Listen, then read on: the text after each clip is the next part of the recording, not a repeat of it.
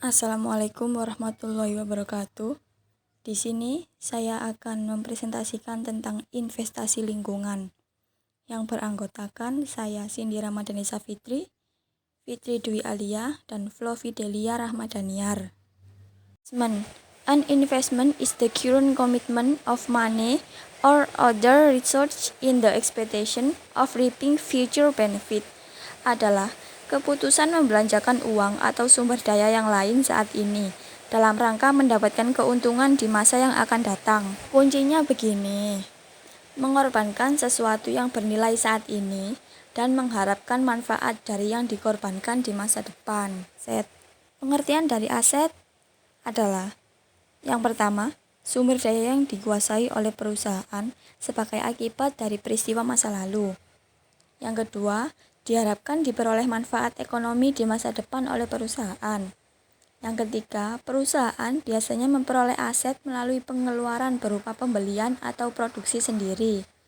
Yang keempat, manfaat ekonomi masa depan yang terwujud dalam aset adalah potensi dari aset tersebut untuk memberikan sumbangan, baik langsung maupun tidak langsung, dalam bentuk arus kas dan setara kas kepada perusahaan.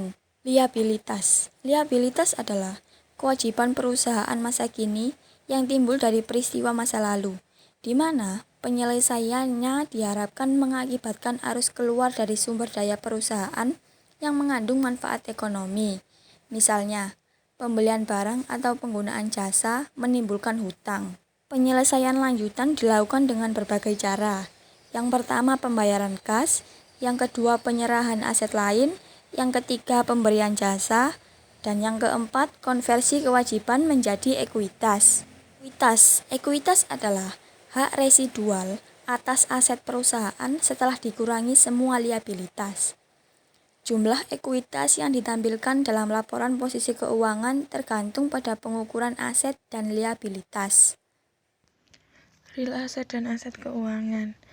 Real asset menentukan kapasitas produksi suatu perekonomian dan pendapatan bersih dalam perekonomian, seberapa banyak barang dan jasa dapat diproduksi, dan pengetahuan untuk memproduksi barang dan jasa. Contohnya adalah tanah, gedung, mesin-mesin, pabrik-pabrik, dan skills. Financial asset atau aset keuangan itu bukti kepemilikan atas aset real. Contohnya yaitu saham dan obligasi. Aset keuangan, hak terhadap pendapatannya yang dihasilkan oleh aset real. Aset keuangan berfungsi sebagai pengalokasian pendapatan atau kekayaan kepada para investor. Aset keuangan dibagi menjadi 3, yaitu pendapatan tetap, saham umum, dan sekuritas turunan. Pendapatan tetap, pembayaran tetap atau ditentukan berdasarkan rumus. Yang kedua adalah pasar uang untuk pinjaman berjangka pendek, mudah dipasarkan, biasanya kredit beresiko rendah, menyetor kurang dari 1 tahun. Pasar pinjaman obligasi jangka panjang, bisa beresiko atau aman, obligasi di atas 1 tahun. Saham umum adalah equity or kepemilikan terhadap sebuah perusahaan, mewakili kepemilikan terhadap perusahaan. Pembayaran kepada pemegang saham tidak tetap, tetapi tergantung dari kinerja firma di dunia nyata, tidak sebaliknya. Investasi dalam bentuk equity cenderung lebih beresiko daripada investasi dalam bentuk surat hutang. Sekuritas turunan, nilainya diturunkan dari harga sekuritas lain seperti saham atau obligasi. Fungsi utamanya adalah untuk menghandle resiko atau memindah resiko kepada pihak lain. Contohnya,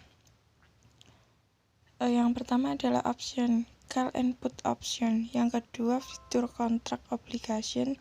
Yang ketiga adalah swap. Pasar keuangan dan perekonomian. Peran informasi, kapital menuju ke perusahaan dengan prospek terbaik. Pemilihan waktu konsumsi, menggunakan sekuritas untuk menyimpan nilai kekayaan dan mentransfer untuk konsumsi di masa depan. Pasar keuangan dan perekonomian atau CTD dibagi menjadi dua. Yang pertama, alokasi resiko. Investor bisa memilih sekuritas yang sejalan dengan selera investor terhadap resiko. Yang kedua, pemisahan kepemilikan dan manajemen. Stabilitas melahirkan permasalahan agensi atau with stability comes agency problem. Masalah agensi atau agensi problem adalah situasi ketidaksinkronan insentif yang muncul ketika agen pihak ketiga diamanai untuk bertindak atas nama seseorang. Masalah agensi terjadi ketika seorang manajer yang diangkat untuk mengelola perusahaan untuk kepentingan para pemegang saham dan stakeholder malah bertindak demi keuntungan dirinya sendiri atas beban yang ditanggung oleh perusahaan. Sebagai contoh, seorang eksekutif mungkin memanipulasi hasil akuntansi untuk meningkatkan bonusnya atau melakukan akuisisi mahal yang justru menghancurkan nilai saham perusahaan. Masalah agensi dapat dikurangi dengan aturan tata kelola perusahaan yang membatasi atau mencegah tindakan tertentu atau melalui insentif yang menyelaraskan kepentingan manajemen dan korporasi.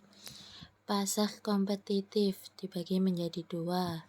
Yang pertama, risk-return trade-off. Yang kedua, pasar yang efisien terdiri dari aktif manajemen menemukan sekuritas dengan harga yang tidak sesuai atau undervalue. Berikutnya, timing the market. Pasar kompetitif atau CTD yaitu passive management, tidak berusaha menemukan sekuritas yang undervalued, tidak berusaha untuk time the market, memegang portofolio yang sangat beragam atau diversified portfolio. Para pemain pasar dibagi menjadi 4. Yang pertama, business firm atau net borrowers. Yang kedua, household atau net saver. Yang ketiga, government atau can be both borrowers and saver. Yang keempat, financial intermediaries dibagi menjadi 5. Yang pertama, pool and invest fund.